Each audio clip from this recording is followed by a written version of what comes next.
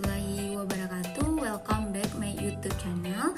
Kembali lagi dengan aku Kadila di Take Home Education. Halo adik-adik semuanya, semoga dalam keadaan sehat walafiat. Oke, gimana nih hari-hari kalian menuju UTBK? Masih tetap semangat? Wajib semangat 45. Oke, seperti biasa kakak mau bahas soal lagi nih mengenai prediksi UTBK 2020. Jadi sampai kalian UTBK nanti kakak akan sharing dan membahas soal yang berkaitan dengan UTBK tahun 2020. Oke, disimak terus videonya, ditonton sampai selesai. Jangan lupa di like, comment, and subscribe ya, video ini terus berkembang dan bermanfaat. Oke, soalan pertama. Berikut ini adalah beberapa senyawa garam. Garam-garam yang bersifat asam adalah. Oke, sebelum kita masuk ke soal, kita harus tahu dulu apa sih konsep hidrolisis garam ya. Hidrolisis garam adalah penguraian molekul air oleh kation atau anion yang berasal dari asam lemah dan basa lemah. Jadi reaksinya akan dapat dilakukan kalau berasal dari asam lemah dan basa lemah, artinya dia dapat terhidrolisis. Nah, kalau kita bahas itu ada pertama itu adalah garam NH4NO3. Pertama itu garam NH4NO3. Nah, ini kalau kita uraikan ya, ini adalah NH4+ ditambah dengan NO3-. Nah, kan tadi kan yang dikatakan hidrolisis berasal dari asam lemah ataupun basa lemah. Sementara NH4+ itu adalah kation dari senyawa NH4OH, berarti dia merupakan basa lemah atau Bl. Kenapa? Karena udah ketetapannya bahwa NH4OH merupakan basa lemah yang telah kita lakukan percobaan di materi larutan elektrolit dan non-elektrolit. Nah, sementara NO3- itu adalah anion dari asam kuat, yaitu asam kuatnya adalah HNO3. Nah, jadi kalau kita tulis reaksi hidrolisis garamnya, kita ambil adalah NH4+. Kenapa kita ambil NH4+? Karena dia merupakan basa lemah. Kan konsepnya tadi kan harus asam lemah atau basa lemah ya. Sehingga kalau kita reaksikan dengan H2O, dia akan dapat bereaksi menjadi NH4OH. Diambilnya molekul O di sini 1 dan H di sini 1. Sehingga tersisalah molekul H, atom H-nya. Dia disebut di sini H+. Nah, inilah hidrolisis garam yang bersifat asam garamnya karena adanya ion H+. Oke, jadi ini merupakan garam bersifat asam. Terus gimana dengan NO3-? NO3- tidak dapat bereaksi dengan H2O. Kenapa tidak dapat? Karena berasal dari asam kuat. Oke, itu konsepnya ya. Jadi hidrolisis garam itu terjadi kalau berasal dari asam lemah dan basa lemah, ya akan kita reaksikan dengan H2O-nya. Oke, nah ini disebut garam ya, karena garam itu berasal dari asam sama basa. Oke, kalau kita cek itu adalah garam HCOONA. Yang kedua itu garam HCOONA. Kita tulis saja dulu sampai 3. Na2CO3. Lalu yang keempat itu KCl dan kelima adalah AgCl. Oke ya. Nah, kalau kita cek ini yang pertama sudah selesai, kita lanjut ke nomor 2. Ini kalau kita uraikan menjadi HCOO- ditambah Na+. Oke, sekarang HCOO- itu kan berasal dari asam lemah, yaitu HCOOH. Berarti ini adalah asam lemah dan ini merupakan Na+ itu dari NaOH, berarti ini adalah basa kuat. Jadi intinya adik-adik harus hafal contoh dari masing-masing asam 5, basa 5, asam kuat dan basa kuat. Nanti kakak paparkan contoh-contohnya ya. Nah, karena di sini adalah yang dominan adalah basa kuat, maka garam ini nanti akan bersifat basa. Oke ya, kita lanjutin yang ketiga. Ini merupakan 2Na+, kalau kita uraikan menjadi CO3 2-. Nah, Na+ sama ya, ini berasal dari basa kuat. Oke, ini berasal dari asam lemah. Karena dominannya juga basa kuat, maka ini garam yang bersifat basa. Oke, kita lanjutkan nomor 4. Nomor 4 ini kalau kita uraikan menjadi K+ tambah dengan Cl-. Nah, K+ berasal dari KOH, yaitu suatu basa kuat. Cl- berasal dari asam kuat, yaitu HCl. Nah, makanya ini garamnya karena dia sama-sama kuat, berarti ini garam yang bersifat netral, bukan asam dan bukan basa. Selanjutnya kita masuk ini yang keempat ya, yang kelima, Ag+ terurai menjadi Cl-. Ya, Ag+ itu adalah basa kuat dari AgOH. Sementara Cl- berasal dari asam kuat, yaitu HCl. Nah, karena yang dominan, ini tadi basa 5 ya, basa 5. Karena dominan adalah yang asam kuat, maka ini adalah garam bersifat asam. Oke, kita lihat soalnya. Yang diminta di sini adalah garam yang bersifat asam. Jadi jawabannya adalah option B, yaitu nomor 1 dan nomor 5. Oke, bisa dimengerti ya. Ingat, yang terhidrolisis garamnya adalah berasal dari asam 5 dan basa 5.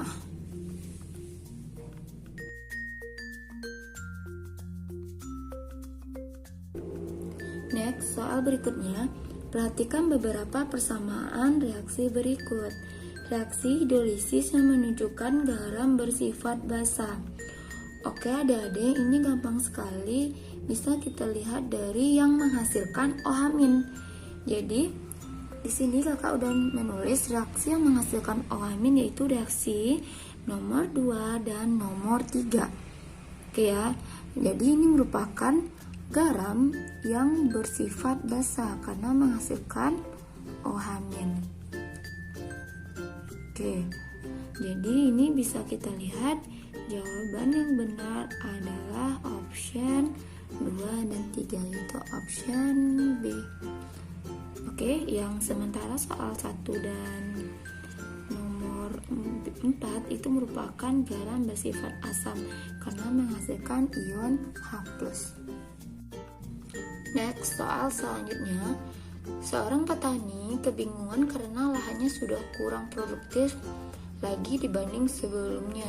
Setelah terdapatnya hujan asam, letusan gunung berapi, padahal secara rutin ia telah menambahkan pupuk nitrogen dan amonia dengan maksud menyuburkan lahannya.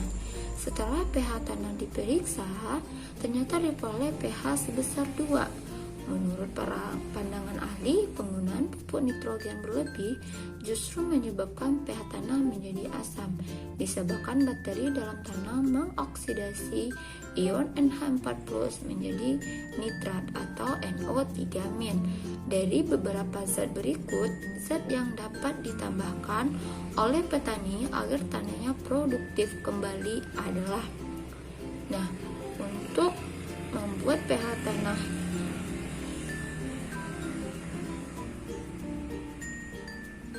jadi ini nggak boleh kita tambahkan yang ada ion NH+ maupun NO3-. Oke ya. Jadi yang pernyataan nomor 2 itu langsung kita blacklist. Oke. Lalu yang kita lihat di sini adalah karena kita mau tanahnya produktif kembali, kita nggak perlu tambahkan pupuk urea lagi. Oke, jadi nomor 2 dan nomor 4 itu langsung salah ya. Jawaban yang benar adalah 1 dan 3. Ditambahkan kalium fosfat dan kalsium karbonat. Oke, jawabannya adalah option B. Next, soal berikutnya, campuran larutan CH3COOH dengan larutan NaOH dapat menghasilkan garam terhidrolisis sebagian. Dari pernyataan diperoleh data seperti dalam tabel berikut ini. Ini merupakan tabelnya. Jika diketahui Ka CH3COOH adalah 1 kali 10⁻⁵, maka urutan kenaikan pH campuran adalah. Oke adik-adik, nah sebelum menentukan pH, adik-adik harus tahu dulu penentuan pH hidrolisis garam ini merupakan rumusnya. Nah, kan jenis hidrolisis jenis garam tadi kan ada 4 ya. Garam yang berasal dari asam kuat sama basa kuat itu pH-nya udah pasti 7 karena dia bakalan netral. Terus kalau garam berasal dari asam kuat dan basa lemah, itu adalah garam yang bersifat dominannya di sini adalah asam. Maka yang kita cari adalah konsentrasi asam atau konsentrasi ion H+, yaitu akar KW per KB dikali konsentrasi garamnya dikali dengan valensinya. Nah, KW itu udah tetapannya sebesar 10⁻⁴. Nanti kita bahas di soal.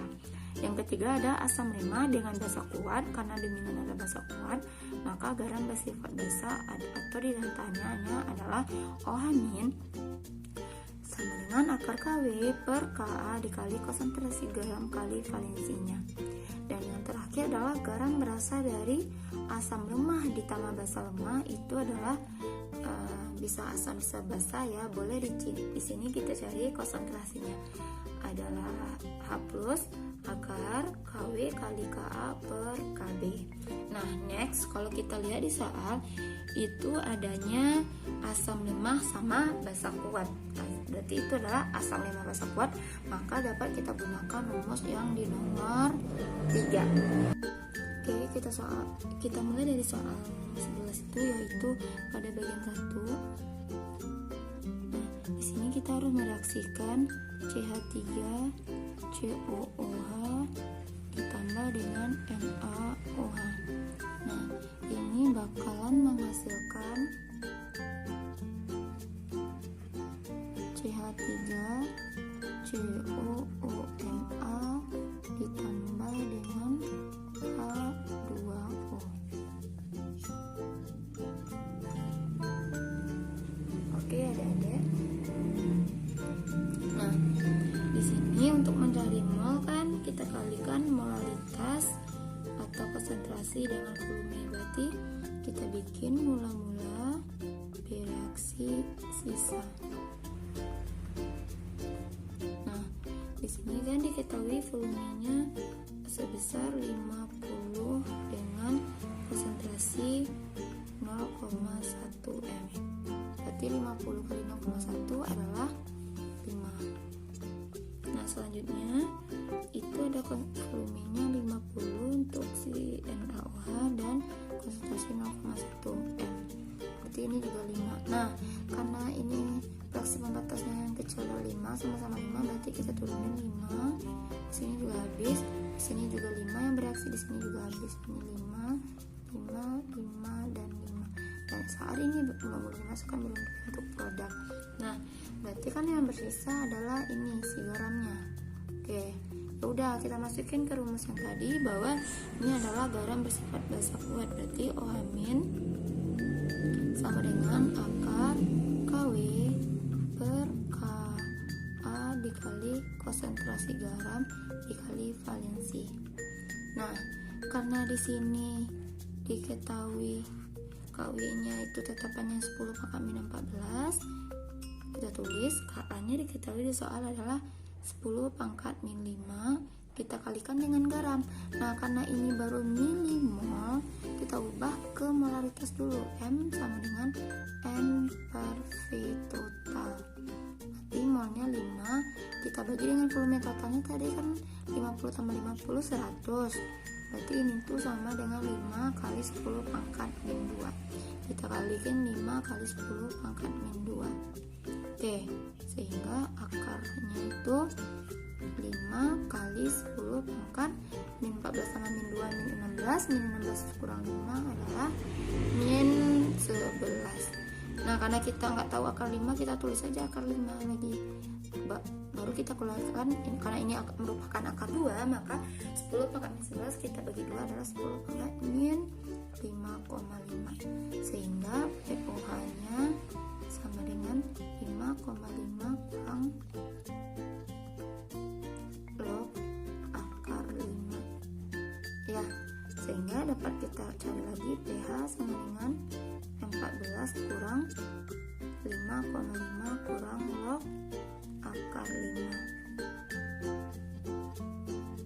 Sehingga jawabannya adalah 14 kurang 5,5 adalah 8,5 minus kali minus positif tambah log akar 5. Oke, ini baru jawaban nomor yang pertama. Oke, kita lanjutkan yang kedua. Bagian 2 ya. Di sini CH3 COOH ditambah dengan NaOH menghasilkan CH3 COONa ditambah dengan H2O. Mula-mula bereaksi sisa. Oke. Nah, di sini yang nomor 2 itu diketahui 50 ml dengan konsentrasi 0,1 m. Sorry ya, 0,2 m. Di sini tuh 0,2 dengan 50 ml. Oke. Nah, untuk itu kita cari dulu molnya ya. Jadi ini molnya adalah 50 dikali 0,2 kan adalah 10. Kita tulis di sini 10, ini juga 10. Berarti ini belum terbentuk. Nah, karena reaksi pembatas adalah reaksi yang kecil, berarti reaksi yang kecil kan sama-sama 10 ya. Kita turunin aja 10. Di sini juga 10 dong yang bereaksi. Di sini juga 10, di sini juga 10. Di sini juga 10, di sini juga 10. Karena bersisa adalah garam, maka ini baru kan satuannya milimol. Kita rubah dulu jadi molaritas, yaitu N per V total. Berarti N-nya 10, volume totalnya juga 50 tambah 50 adalah 100. Berarti ininya kita coret dapat 10 pangkat min 1. Oke, karena ini merupakan garam yang bersifat basa, maka rumusnya OH min sama dengan akar KW per Ka dikali konsentrasi garam dikali dengan valensi. Ya, sehingga dimasukin rumusnya 10 pangkat min 14 kita bagi dengan 10 pangkat min 5. Ka sudah kita dalam soal, garamnya 10 pangkat min 1. Kebetulan ini bervalensi 1 ya garamnya, maka kita tulis aja 1. Karena di sini nanti kita uraikan CH3COO min ditambah Na+, kemudian valensinya di sini 1. Oke. Jadi min 14 tambah min 1 adalah min 15 dikurangi dengan 10 pangkat min 5 adalah 10 pangkat min 10. Jadi ini 10 pangkat min 5 karena 10 pangkat 5 diakarin itu dibagi 2. Oke, berarti POH-nya adalah 5. Sehingga pH adalah 14 kurang 5 sama dengan 9. Oke, ini adalah yang nomor 2, pH-nya 9. Kita bisa sedikit ya guys. Nah, kita lanjutin yang ketiga. Yang ketiga itu sama kita reaksikan dulu ya. CH3 COO COOH ditambah NaOH menghasilkan CH3 COO Na ditambah dengan H2O. Mula-mula bereaksi sisa. Nah, awalnya ini memiliki volume 100 ml dengan konsentrasi 0,4. Yang ini tuh 0,4 dengan volume 100. Oke guys, berarti kita ada kalikan lagi. 100 kali 0,4 adalah 40. 100 kali 0,4 juga 40. Berarti ini juga 40 yang beraksi. Ini 40, ini habis. 40, ini juga 40, ini 40, dan ini 40. Oke, dapatlah molaritasnya. Kita bagi N per V total. Berarti 40 kita bagi 200. Coret-coret dapatnya adalah 2 kali 10 pangkat min 1. Nah, kita masukin ke rumus awal. OH min sama dengan akar KW per KA kali konsentrasi garam kali valensi. Kita akarkan. KW tadi kan tetapannya 10 pangkat min 14 ya. Sementara KA nya 10 pangkat min 5. Berarti garamnya 2 kali 10 pangkat min 1. Kalau kita akarkan ini 2 kali 10 pangkat min 10. Sehingga akar 2, nggak usah kita akarin 2-nya, kita kaliin aja. Ini 10 pangkat min 5. Sehingga POH-nya adalah 5 kurang log akar 2. Ya, sehingga pH-nya adalah, maaf ada sedikit coretan ya, nggak apa-apa ya. Berarti 14 kurang 5 kurang log akar 2. Berarti 14 dikurang 5 adalah 9, minus kali minus positif tambah log akar 2. Oke, jadi itu jawabannya. Nah, karena yang ditanya di soal adalah urutan kenaikan pH, berarti kalau kenaikan dari pH yang kecil ke pH yang lebih besar. Kalau kita urutkan itu tuh berarti kan tadi awalnya itu pH yang kita dapatkan adalah, jadi pH yang pertama tadi kan udah kita cari 8,5 tambah log akar 5, yang kedua itu 9, yang ketiga itu pH nya tadi 9 tambah log akar 2 yang ini ya. Jadi kalau diurutkan kenaikan pH itu dari nomor 1 dulu, kenaikan ya 1, baru nomor 2, dan baru nomor 3. Jadi itu merupakan adalah option nomor C. Oke. Next, soal berikutnya, aplikasi utama amonium klorida NH4Cl adalah sebagai sumber nitrogen pada pupuk, mencakup 90% produksi amonium klorida dunia. Produksi garam amonium klorida disiapkan dengan mereaksikan asam klorida HCl dengan amonia NH3. Bila pada skala laboratorium disiapkan 50 ml larutan NH3 0,2 m dan 50 ml larutan HCl 0,2 m, amonium klorida yang terbentuk dalam air mengalami hidrolisis dengan pH sebesar.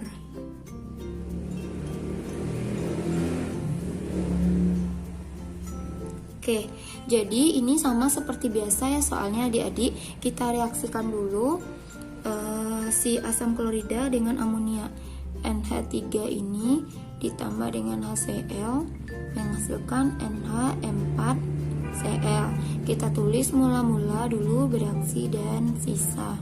Oke, di sini diketahui bahwa NH3 itu memiliki konsentrasi 0,2 m dengan volume 50 ml.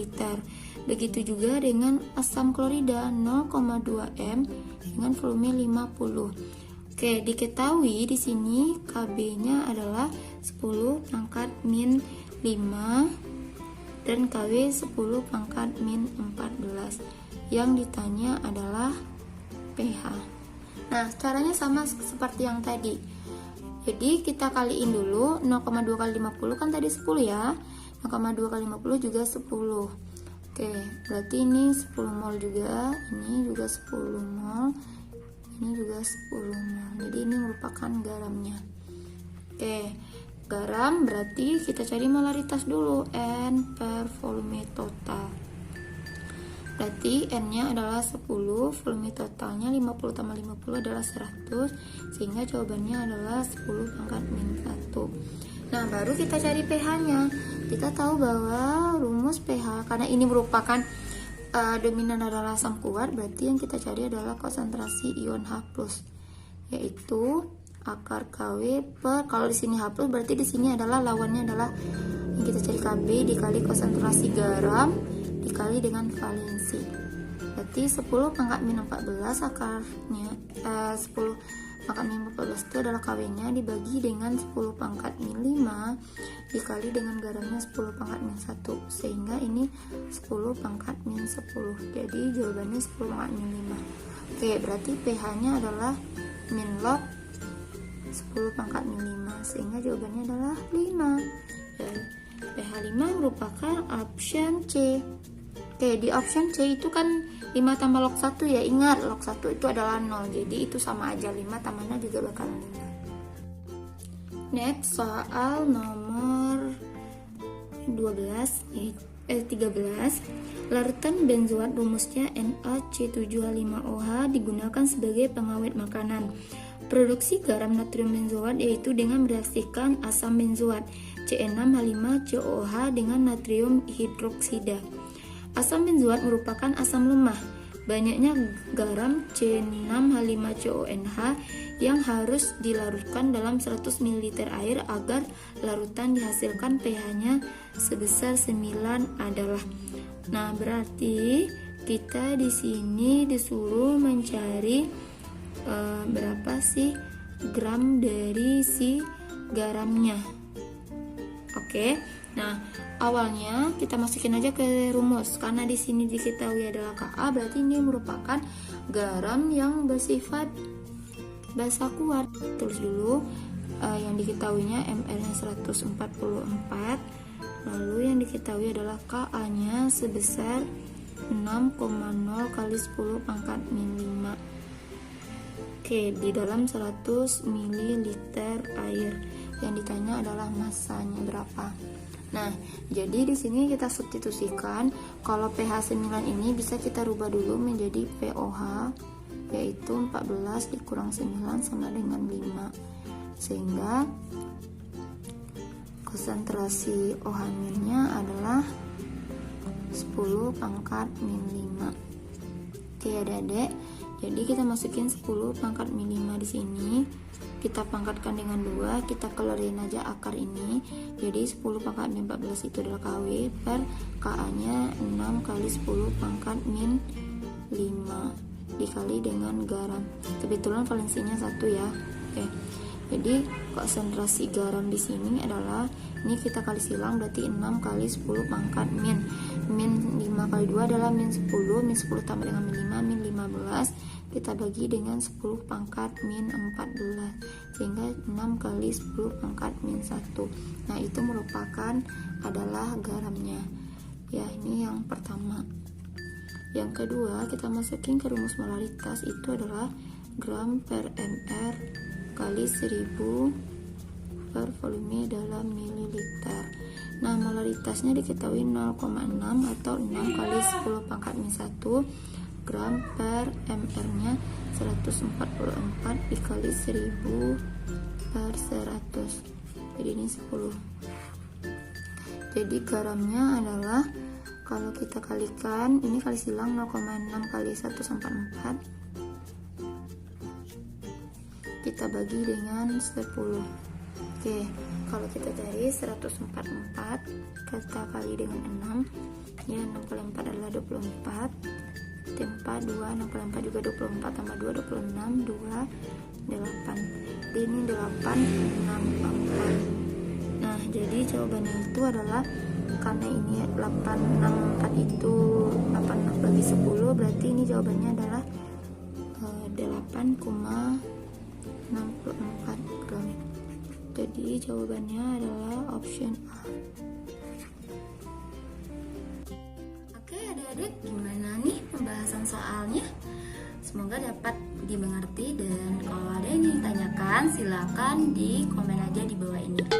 Oke, UTBK gak lama lagi waktunya, kalian harus semangat 45 dan tunjukkan kalau kalian bisa. Ya, tidak ada usaha yang tidak ada hasilnya nanti. Oke, see you next video and thanks for watching.